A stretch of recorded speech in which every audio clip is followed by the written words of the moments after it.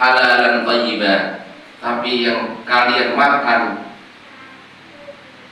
dengan ketentuan atau dengan syarat yang halal saja, dan yang thayyib atau yang baik, yang memberikan manfaat pada diri kalian.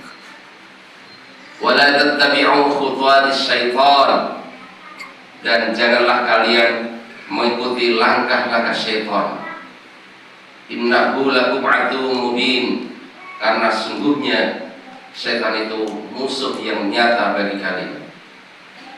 Hadirin jamaah salat Jumat rahimakumullah, dalam ayat ini Allah berpesan kepada kita sekalian, karena rahman rahimnya Allah sangat sayang pada kita.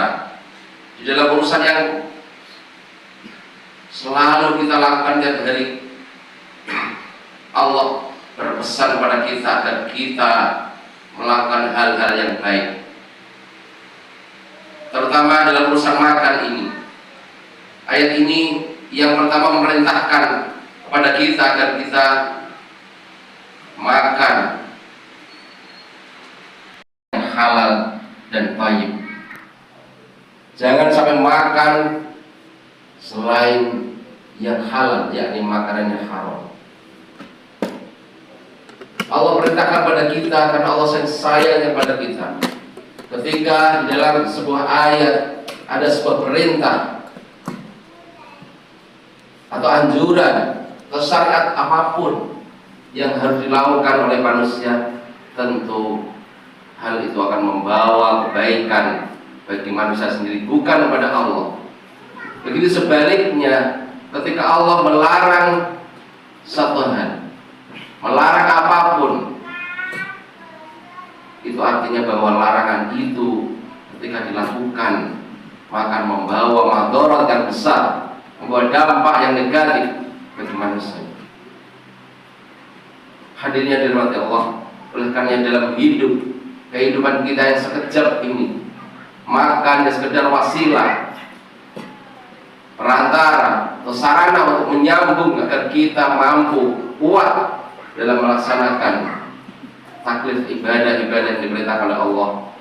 Marilah kita sadari dalam makan ini, hendaknya kita pastikan apa yang kita dapatkan atau zat makan itu sendiri yang kita ingin masukkan ke dalam tubuh kita, hendaknya makanan yang halal.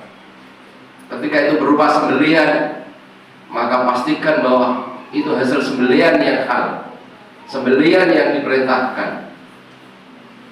Ketika itu hasil kerja, maka pastikan bahwa itu hasil kerja-kerja kita yang halal. Selain halal, Allah juga perintahkan agar makanan itu baik, kita konsumsi berdampak kebaikan, menyehatkan tubuh kita. Bukan makanan yang kita makan setelahnya itu akan memberikan madarat, memberikan dampak sakit, memberikan hal-hal yang negatif pada tubuh kita.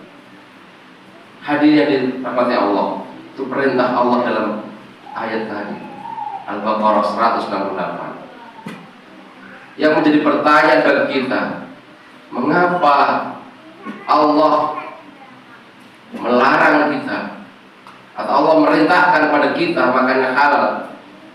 Maka mukhalafahnya, Allah melarang kepada kita makan yang haram. Karena ketika kita makan makanan yang haram, setidaknya ada dampak negatif. Ada 4 dampak negatif yang bisa kita perhatikan. Yang pertama, sebagaimana hadis Rasulullah SAW dalam kitab Al-Arba'in Nawawi, hadis yang kedua, Rasulullah menceritakan bahwa orang yang telah melakukan perjalanan jauh, kemudian pakaiannya compang-camping, kusut, rambutnya kusut, tidak disisir, sementara dia menengadahkan tangannya meminta pada Allah, ya Rabbi, ya Rabbi, dia menangis, tetapi makanan, minuman, pakaiannya dari hasil yang tidak halal, fa'anna yustajab lahu. Rasul mengatakan, bagaimana doanya ini bisa diijabahi oleh Allah? Karena terhalang dari makanan. Hadirnya dirahmati Allah. Jadi makanan yang tidak halal dapat menyebabkan doa-doa kita terhalang, terijab, tidak sampai kepada Allah. Allah tidak mengabulkan doa-doa dari orang yang makan dari hasil makan yang tidak halal. Kemudian dampak yang kedua, orang yang biasa makan dari hasil makanan yang tidak halal, maka makan ini tidak mewariskan pada seseorang untuk berbuat baik.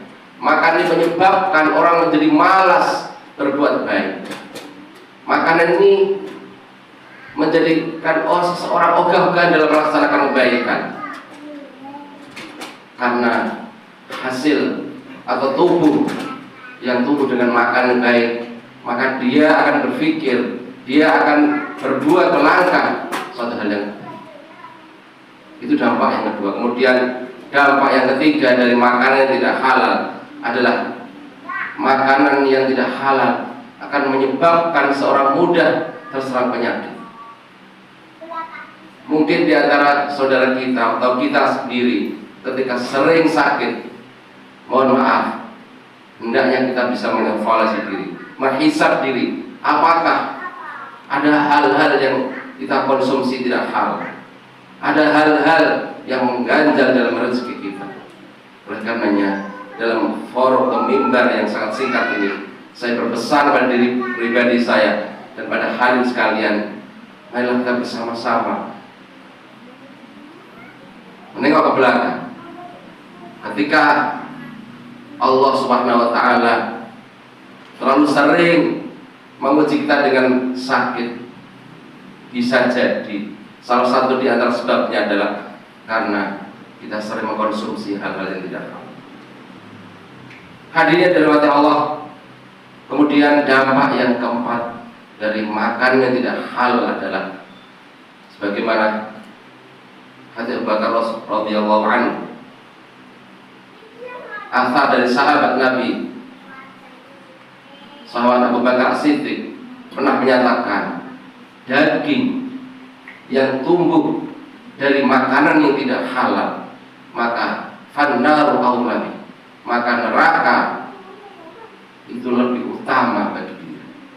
Artinya dia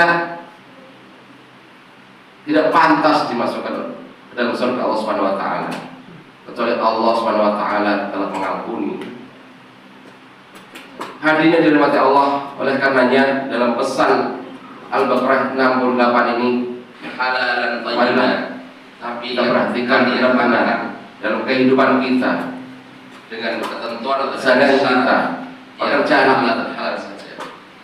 Dan kemudian pesan Allah yang kedua dalam ayat ini yaitu wala tattabi'u khutuwatis syaitan, janganlah kalian mengikuti langkah syaitan, dan janganlah kalian mengikuti langkah syaitan. Sejak awal diciptakan Allah Subhanahu wa Ta'ala berpotensi karena sifat yang membangkang, tidak taat, asing, bermaksiat pada Allah Subhanahu wa Ta'ala, durhaka. Ketika mereka diperintahkan oleh Allah untuk bersujud pada Nabiullah Adam alaihissalam, memberikan penghormatan, sama-sama makhluk Allah yang diciptakan, pada sama mengabdi pada Allah, syaitan menolak. Ketika mereka Allah sangat sayang kepada kita, hukuman oleh Allah Subhanahu wa Ta'ala berupa dia telah akan dimasukkan ke dalam neraka Allah Subhanahu wa Ta'ala. Syaitan justru semakin membangkang, dia melawan kepada Allah dan janji akan menyesatkan manusia dari awal ketika itu sampai hari kiamat nanti. Yang pertama, karena setan akan selalu menggoda manusia dari segala arah, segala penjuru, depan, belakang, kanan, kiri. Yang tidak mampu dijangkau oleh setan adalah bagian bawah ke atas, itu bagian hamba Allah yang ikhlas, al-mukhlasin, yang mengabdi, beribadah kepada Allah Subhanahu wa Ta'ala dengan tulus, ikhlas. Allahu ghayatuna, mencari keridhaan Allah semata dalam ibadah itu. Oleh karena Allah berpesan pada kita, mengapa kita tidak boleh mengikuti langkah-langkah setan. Dan setan telah dimurkai oleh Allah sejak awal.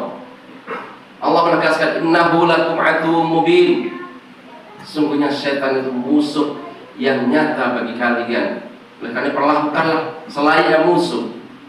Jangan sampai kita dekati, jangan sampai kita ikuti perintah-perintahnya. Innama ya'murukum bis-su'i wal fahsya. Setan hanyalah, dalam bahasa Arab innama itu berfaedah hasr, yang berarti meringkas seluruh pekerjaan setan, seluruh langkah-langkah setan itu hanyalah ya'murukum bis-su'i wal fahsya, memerintah kepada kita, memerintah kepada kalian manusia hal-hal yang buruk, hal yang jelek, hal yang dosa, keji munkar. Itu perintah setan, tidak ada yang baik perintah setan itu. Ketika setan perintah pada yang baik, tentu itu sebuah jebakan, di mana ketika kita melakukan itu kita akan dijangkiti jebakan-jebakan berupa hasad, dengki, iri, riya, dan seterusnya. Innama ya'murukum bis-su'i wal fahsya. Kemudian wa an taqulu 'ala Allahi ma la ta'lamun. Setan memerintahkan kepada kita agar kita mengatakan, berbuat, melangkah pada sesuatu yang kita tidak tahu, yang kita tidak perintah, kita tidak dicontohkan oleh Rasulullah SAW. Hadirin yang dirahmati Allah, oleh karenanya marilah kita bersama-sama dalam kehidupan yang singkat ini kita ikuti perintah Allah, kita camkan perintah Allah dalam surat Al-Baqarah 168 ini, agar kita mendapatkan ridha Allah, kita mengikuti perintah-perintah Allah dan menjauhkan langkah-langkah syaitan rajim.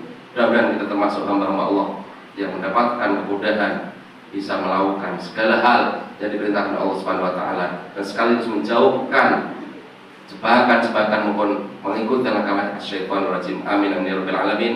Barakallahu li wa lakum fil Qur'anil azim wa nafa'ani wa iyyakum bima fihi minal ayati